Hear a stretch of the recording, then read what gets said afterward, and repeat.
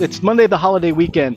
I came down to the boat. We actually took the girls for a camping trip. We were doing some horseback riding and doing all kinds of fun stuff. I wasn't doing a whole lot of boat work this weekend, but we have Tropical Storm Gordon that has now formed over Key West and is pretty much heading directly here between Gulfport and New Orleans. So need to check it out, make sure everything's tied up well. My biggest worry isn't so much winds. I don't think we're going to have a whole lot of them. Honestly, I think the bigger issue is it's going to be a rain event for us, and I'm worried about the height of the water. The water's already been high in the rivers and bayous, and when we get that low pressure system forming, as long as it stays to the east of us, likely it won't be as bad. But if it starts to go to the west of us, it's going to push more of that water from the Gulf of Mexico up into these streams, bayous, and freshwater bays, and it's going to raise the water level. We're already high. I only have about another 20 inches before the boat goes up over the edge of that dock. The concern here is this boatyard isn't very large, so from an area to be tied up on, there's not a lot of places that have pylons that go up significantly higher. So if I go up another 2 feet, my biggest concern is I will not have fenders that have anything to push up against. Potentially, I start to ride onto the dock. That is my biggest concern. And the layout of this particular piece is all side tied. Now, luckily, the wind should be blowing away from the dock as the storm comes onto land, as long as, again, it stays to the east of us. Let me show you what this setup looks like here with fenders. I'm a little worried about it. So as we look at the boat, you can see the height of the water. Like I said, about 18 to 24 inches or so, and I'm going to be up above that. And it's not going to take much more than that, maybe 12 to 14 inches before those fenders roll up onto the dock. That's my biggest concern. The highest points I have for attaching them are these couple of poles that are up a little bit higher. And you can see what I've done with the orange fender in the back. I've sort of set it right there. But again, the reality is, that could very easily roll over onto this.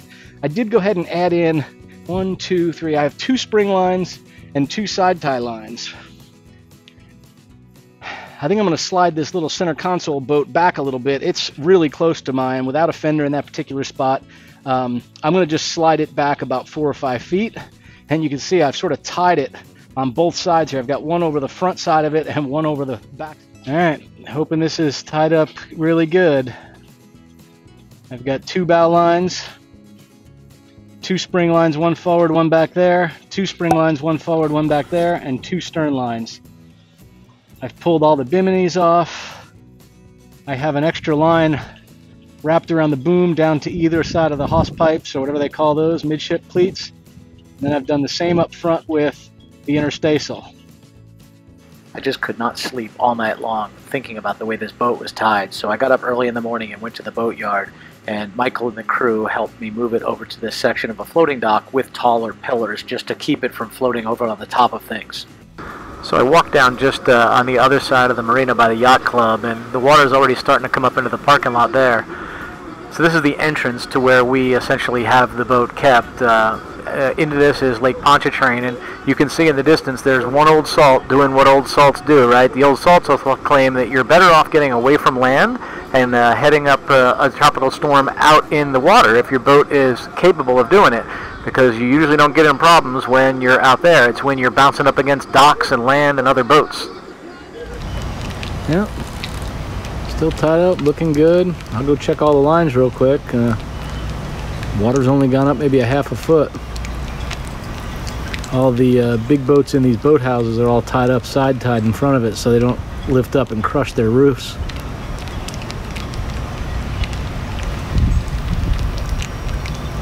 And we got ourselves tucked in pretty good right in here. We'll be taking some of this wind on the stern and then a little bit off and after the dock. So double tied everywhere with springs, bow, and stern. It's the block at the base of the crane that they use. Crazy how big it is.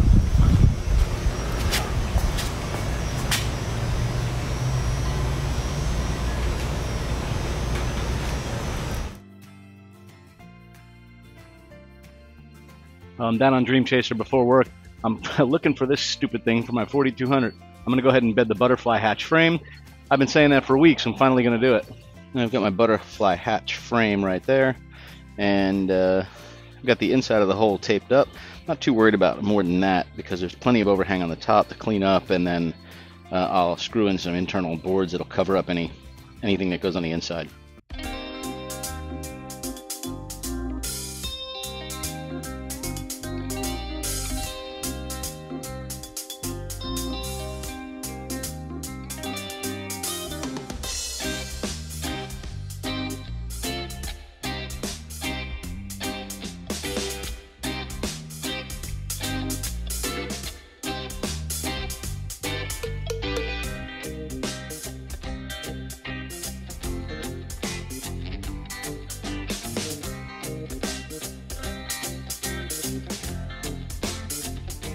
All right, I went ahead and got that all bedded. I used 3M 4200. I like it because it still remains a little bit flexible. I taped all the edges, put the 4200 down in it, set the top, the hatch frame on there. When it dries, I'll come back and, obviously I smooth it, pull the tape off. When it dries, I'll come back and I'll actually screw in all the framework that holds it down to the boat and hides any of the seals I just did. Now, it's off to work. So Friday night we went and had dinner with our friends David and Lee, and David had ordered some science experiment kits so he could do them with the girls at the boat. Since the boat's been up in the yard, we took this opportunity to do some of the science experiments over at their house. So here Chastity was making tin using DC electricity. So it's pretty neat. I think she got a kick out of doing this, though. She's at that age where she wasn't going to say it was cool. Chaz, you leave yours on. Ew, it's spreading out. You see how trees grow. The little gray part? Wow. See? Good morning, everybody. Unfortunately, we're starting not today at the boat, but in the storage shed. I need to rebed a couple of more pieces of glass in the butterfly hatch. I feel like I keep pulling this butterfly hatch and doing crap to it and put it back. Hopefully this is the last time. I'm going to try and pull the last 2 panes of glass out of it, get those cleaned up. I'm going to pull a table out, do it right here. I also need to load up some marine grade plywood, and we're going to put that flooring, for lack of a better term, flooring down inside the galley settee seats where we replaced all the stringers. So let's get started. All right, I got all my glass pulled out right here and just kind of scraped up to get the sealant off of them. I'll wipe them down with acetone in a minute. I now have the frame without the pieces in it. I used a card scraper to clean all the inside edges up. I'll wipe those with acetone, and you can kind of see what you end up with, shavings of wood, and it looks like this person had used Sikaflix and maybe some kind of silicone sealant or caulk in there at some point in the past. So I did a video when we were redoing our boom. I'll put a link right up here for it, but I did a video of how to use a card scraper. They're phenomenal for doing finish woodwork, and it really worked good in this little routed out or rabbited corner where the glass beds into. I could use the 90-degree corners of the scraper, get all the way down into the corner, and pull out any silicone or Sikaflix or any of the old sealant that was in there. It really, really worked well. So let me wipe this thing down with acetone, and then I'm going to go to the glass shop and see if there's any way I can pick up tempered glass today. So if you're wondering why I want to get the glass today, frankly, it's just because mentally I've kind of prepared myself for wanting to get this butterfly hatch done. No other reason than that. And as I was pulling the glass out, I cracked one of these panes of glass. Otherwise, I'd be reusing the same stuff. What I don't want to do is replace one of the 4 panes of glass in the top.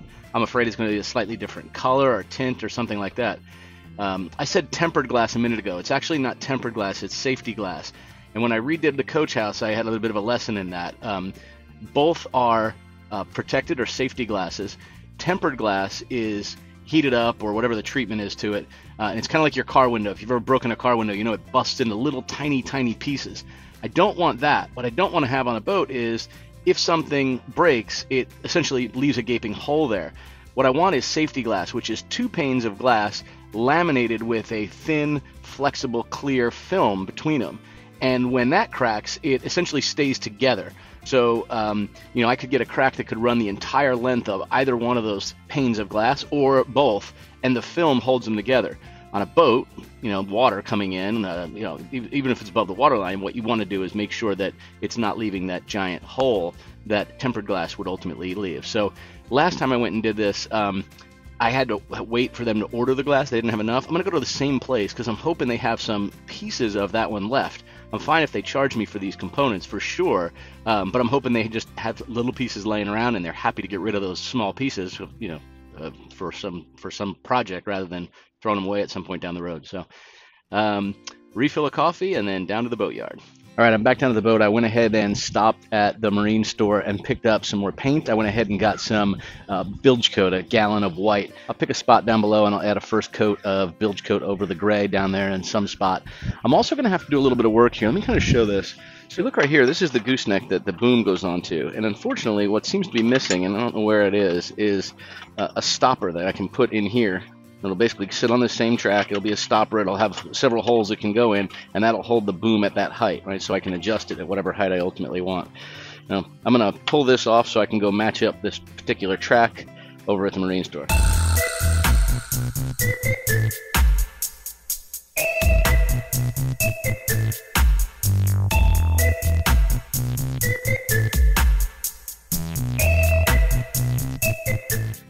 right, with that piece completely off, before I go to the store, I think I'm gonna go down below.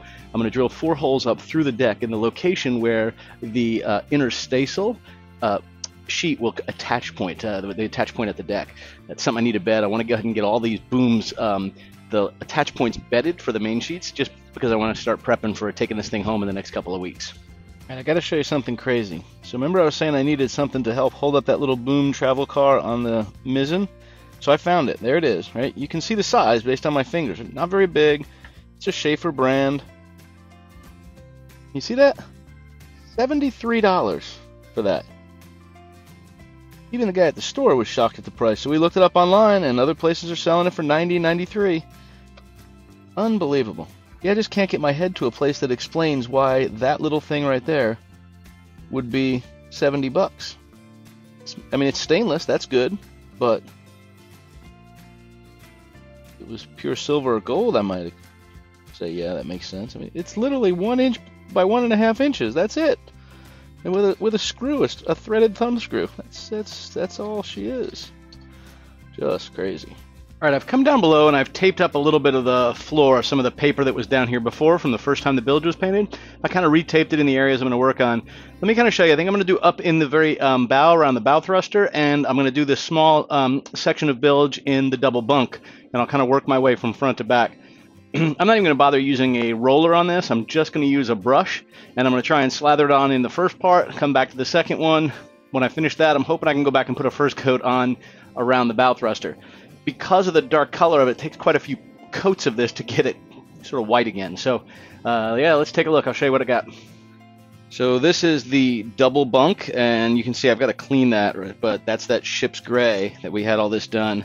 And then right up here is around the bow thruster, and I'm going to go ahead and do some work around that as well and get that painted up.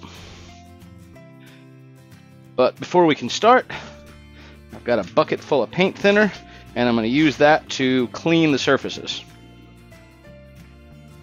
Got 2 coats on there. Not great, but it's a good start. So I kind of goofed up. I can't believe it worked out okay. I opened the paint can, I put down a 24 inch by 36 inch white kind of foam board thing down on the floor in the spot I was going to do my work. I opened the paint can, I opened it up, I poured it into a little plastic disposable paint tray, and then I took my rubber mallet and I tapped the paint can shut, and as I went to move the mallet, I dropped it from about 2 feet above. It landed down in the disposable paint tray. It did not flip it over. It dented the little angled piece with the bumps on it where you run the roller on it to smooth it out. It dented that all the way down to the floor, completely covered the whole rubber part of the mallet with white paint, and had like 2 drops that came out and landed on that poster board. I could not believe that I didn't get it all over. I thought for sure I would. Cleaned all that up, got it all over my arm just because I was frantically trying to get it off of everything on the boat. But, oh well, I lucked out. All right, everybody, I think we're going to go ahead and end the video right here. In next week's video, we're going to go ahead and cut the floorboards that are going to go over where those rotted stringers had been replaced. I've fabricated all that, I painted the bilge, that is now dry, and it is time to go ahead and start cutting and installing the boards that will become the floor in that section. Ultimately, that is the area that's going to hold our new battery bank. I know this video is a little bit shorter than most. If you like the video, please do us a favor, give us a thumbs up. If you think others might enjoy it, go ahead and share the video with them and do subscribe. Thanks everybody, safe sailing, and we'll see you next week.